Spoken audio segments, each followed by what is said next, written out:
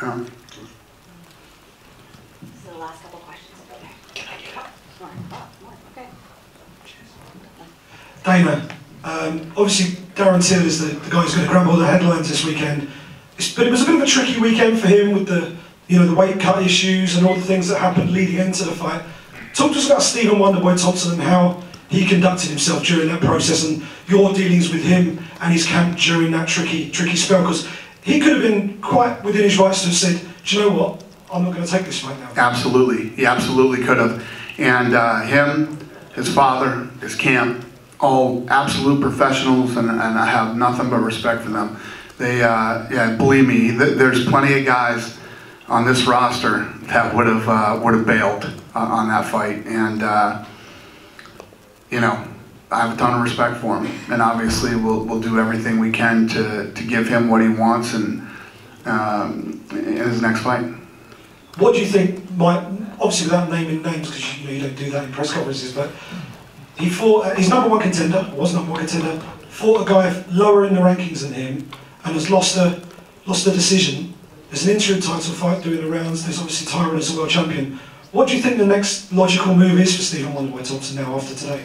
You know, there's still a lot of guys in that division that we'll see where he ends up in the rankings, but well, you know, there's still a ton of guys for him to fight in there, and you know, he lost twice to the champ, you know, so he's it's one of those situations where, you know, you got to take on all comers. You know, he doesn't have a title shot lined up anytime soon, and but now that he's fought this fight, he could fight another one of these guys and get right back to the top again immediately. He's talented enough. One more from me. You've got an active champion in Tyron Woodley who's looking to come back. You've got an interim title fight in the makings that's coming up soon. Is the plan to convert that interim title into a unified title, or are you going to give that a bit of a life of itself as well and try and perhaps look at Darren as a potential interim champion and stick him in there with the winner of that fight? I honestly don't know right now. Right now, you know, get home, play out the rest of this month, see what happens in these fights that are coming up, and then we'll figure out what's next for Till and for Wonderboy. Cool? Just one last one from me. Down at the front here, Dana. To your right. Hey. Hey. Have you spoken to Darren or Stephen since the fight? I'm wondering if they talked to you about the decision at all, or what do you plan to say to Darren? Because obviously he's had a hell of a week. No, not yet. I haven't. I just saw Till out there doing his interviews, and I congratulated him, but I haven't seen Wonderboy yet. And you know, I'm sure because there's so much controversy over the decision. Both ways. I'm sure. I can assume what side you know they're feeling right now. Like he got the hometown decision, but there were a lot of messed up decisions on this card tonight. I mean, some of the scores on some of these fights were absolutely ridiculous. So I have to have Ratner take a look at that when we get back to Vegas. Some of these scores tonight. But I honestly, you know, I always tell you guys the truth, good or bad, and it always gets me in shit with the fighters, but at the end of the fight, I honestly didn't know. I was like, I don't know, man, this fight can go either way. All the rounds were so close, and you know, when your style is counter-punching, and both guys were sort of counter-punching, but Till did keep moving forward the entire fight, was pressing the action, and, you know, there's so many different things, and people judge in different ways, so. Tough fight to score. Dana, right over here. Hey, buddy. Recent development that happened in the MMA world was Chuck Liddell announcing he's coming out of retirement and possibly working with Oscar De La Hoya. Right. I know initially you weren't the biggest fan of such a pairing happening. What's your thoughts now that Chuck has officially announced that he's coming out of retirement? Well, I said this before. I hope he's coming out of retirement to be partners with De La Hoya and not to fight. I hope he doesn't fight. And perhaps do you think that Oscar is, what's the word I'm looking for, just taking advantage of Chuck and using him as a big name to make headway into the MMA world? I don't know if De La Hoya is that smart. Yeah. He isn't the brightest bulb on the porch. Okay. Okay. Oscar De La Aram is not that bright, but I don't know what he's thinking. Hopefully, Chuck's going to be his business partner and not fight.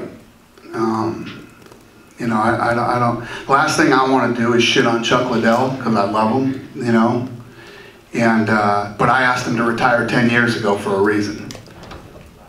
And final one for me. You said that you want to take Darren Hill stateside next to Vegas. Any time frame for that? Off the top of the head, or? No. I mean, the kid just fought, so I gotta figure out what's next and where and all that stuff. But yeah, I'd like to bring him to Vegas for his next fight. Perhaps the end of year card, maybe? Or? Maybe. Cool. All right. Thanks, guys. And let me say this too. Thanks to the fans here. Highest grossing gate in the arena's history. I love coming out here. The energy is unbelievable, and nobody supports the people like you guys do. It's amazing. Thanks a lot. Appreciate it.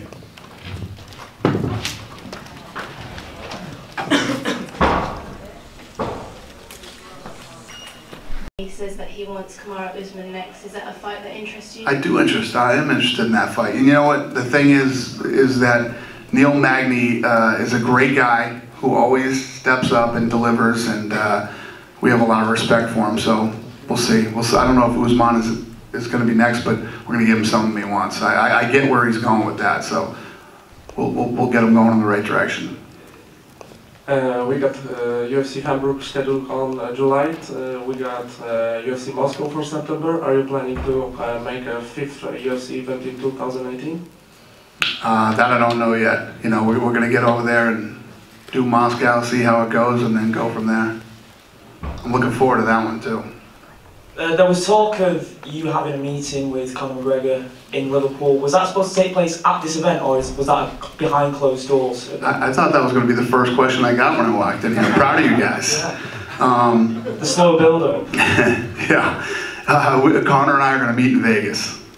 You're going to meet in Vegas? Yeah. And what is the situation with you two? Are you on good terms at the moment, or is that to be decided when you meet? Yeah, I mean, he and I haven't seen each other since New York, so we haven't seen each other, we haven't talked, nothing, so we need to get together soon. I mean, I've been hearing he's been in training. Are your thoughts right now on getting a fight booked with him before the year is over? Is that something that fans can expect? It depends on what goes on with him in New York in June. Okay. There are 4 Italians now in UFC, and hi.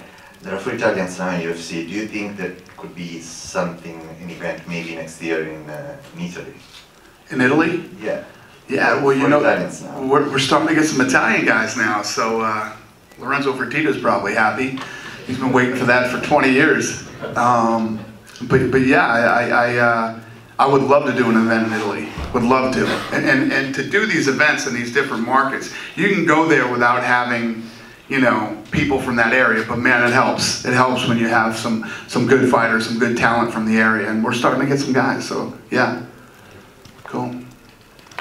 First of all, Darren, thank you for bringing a great event over to the UK again. Thank you. Obviously, the success of tonight, would you consider showing obviously different cities with someone like Tom Breeze being from Birmingham? Would you consider going to a city like that? You got to slow down, my man. Would I be interested in what? Someone with Tom Breeze? So you got Tom Breeze, who's obviously from Birmingham. Yeah, look great tonight. It's good to have him back. Would you consider going to Birmingham again? Yes, absolutely. Yes. So Danny said that a lot is to be decided about Conor's career depending on how things happen in June. Well, we can't determine anything about what's next for him until June is cleared up.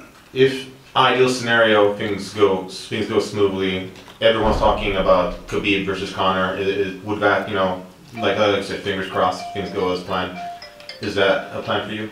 I'm pretty confident that that is the fight that Conor wants, and I'm pretty confident that that is the fight that Khabib wants. So, yeah, I can see that happening. And gotta ask as well. Last time we saw Alexander Gustafsson, he looked phenomenal. There was the fight with Rockhold was supposed to be happening. That's off the table now, it seems. What do you see for a future for Gustafsson? He's so close, but not. No, we have to get him another opponent. Yeah, we keep him on that card and get him another opponent. Yeah, Rockhold screwed up his shin, so And, you know, just off the top of your head, who would that opponent be? No clue. No clue right now. That's what I got to work on when I get home. Okay, thank you. Cool. Dana, Yeah. right in front of you. The ESPN deal. So if you had all the potential broadcast partners on the list, was ESPN and all their kind of platforms #1 on that list for you? Obviously, if you look at, you know, ESPN wouldn't cover us, you know, not too long ago, and now we're on ESPN. We're in business with Disney.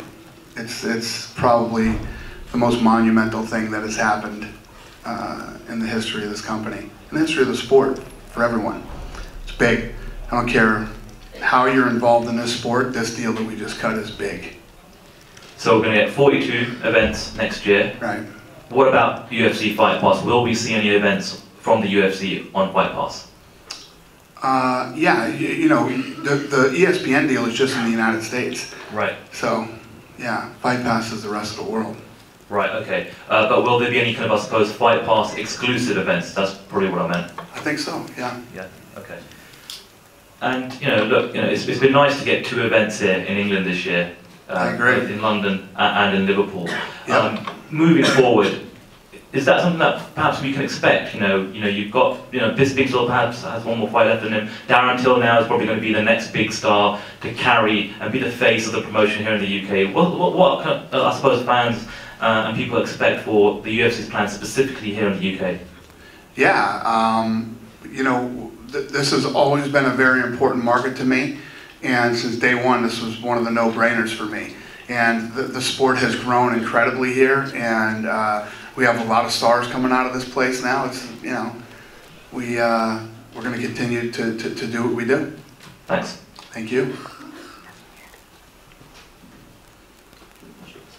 Dana, you've been a big boxing guy for a long time now, and there are a lot of rumours going around that you've been in discussions with the likes of Mikey Garcia with the launch of Zuffa Boxing. Is there any truth to that? And how serious are you looking to become a promoter in the boxing game? Yeah, no, that is true, and Mikey and I have got together a few times, and I like him a lot, and he likes us, and you know, we'll see what happens. I have obviously been crazy busy on this television deal. You know, we were the clock was ticking. We were down to like 7 months right now until we moved from Fox to ESPN. So that thing was a huge priority. We had to get that thing done, and then that'll free up some time for me to focus on other stuff that I want to do. Would that affect your status with the UFC? Because it seems like you're running on short time as it is. You can't fit more, you need to fit more hours in the day. No, you're right. That is a great observation. No, so what would happen is, what I would do is, I would get it going, and I would put somebody else in there to run it. Was the rumours of you, because there were initial rumours of you going over to Cardiff for the Anthony Joshua, Joseph Parker fight. Yeah. Over you discussing a deal with Eddie Hearn in some capacity. Yeah. How come that didn't happen? What happened was, the last couple months I've had some bad health issues with my ear. Yeah. So I was dealing with that. That's why I couldn't make the flight over to England that time. And yeah, I was talking to them, and then you know, Eddie Hearn ended up landing that you know, big TV deal. And it seems like it's going to be the battle of the billionaires at the moment. He's just struck $1 billion deal himself, hasn't he? Yeah, no, and that's great. It's great for the sport of boxing. It's great for him. I'm not looking to come in and steal anybody from, you know. I'm another guy who can offer some money, and you know, if anything, it's great for the boxers, you know. And you know, I'd said many times that I thought he was the most marketable guy in the world, good-looking kid, you know, big, strong guy, and you know, Eddie Hearn handled his business and you know, got him straight. So it's all good. I'm not out there trying to steal anybody from anybody. And finally, as ever with the case of CM Punk, there is always controversy not far away from that conversation. Alistair Overeem has been demoted to the prelims of the Chicago card. He was demoted. If that's the way you want to look at him being demoted, what is Rashad Evans? What is? No, I completely agree. Pettis and, Completely agree. I mean, there's guys on that could be on the main card that are on the Fight Pass prelims. It just seemed that he was the most vocal about his disappointment in that case. Hey, listen, when Alistair Overeem sells as many pay-per-views as CM Punk does, we can argue. If CM Punk loses, it's game over, right? Surely. Yeah, I'm sure it is. Yeah. Okay, thank you. Right here, Dana. Hey. Hey. Matt Spinell, he fought against Arden Allen and was pretty much ahead on points. All of it. He was definitely ahead on points. Yeah. What did you think about his performance? It was great. Yes. Right up until he got choked. So you look very good up until then, yeah. Yeah. Looking forward, he's 1 and 2 in the UFC. Will he get another crack in the UFC, or is this it for him? Nah, he looked good tonight. He got caught. It happens in this sport. He looked good. Another question, Yair Rodriguez recently got cut from the UFC, and you talked about him refusing 2 fights, but can you elaborate a little more on the situation and why you decided to cut one of the prospects of the UFC? Yeah, because we offered him fights. He turned down the fights. You know, there was a lot more back and forth that went on with that. If you don't want to fight, this isn't the place to be. There's plenty of places out there that'll take Yair Rodriguez and would love to have him, and we'll sign him, and I'm sure he'll have a great career. This isn't the place for you. Is the door open for him to come back maybe in the future? I don't know. We'll see. Thank you. When I call you and offer you a fight, you should probably take it. You should probably take it. I make 42 fights a year. And if you don't want to fight and you want to be picky and choosy and you don't want to do this and you don't want to do that, then you probably need to go somewhere else. And I'll help you get there.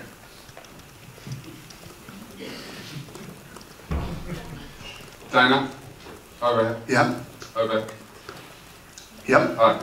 Dana, just going back to what you were saying about Anthony Joshua, how serious was the $500 million offer being rumoured at the time that you were willing to offer Anthony Joshua? Was that serious?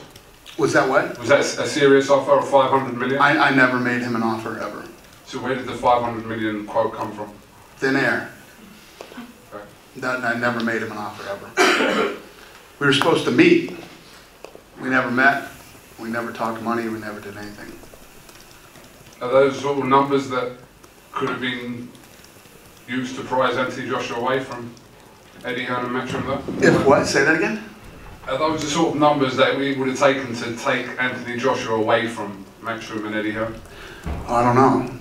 I don't know. That isn't even really the kind of deal I was looking to structure. Because when we talked, he had told me that he was going to stay with Eddie Hearn. He told me he was going to stay with Eddie. He was never going to get rid of Eddie Hearn.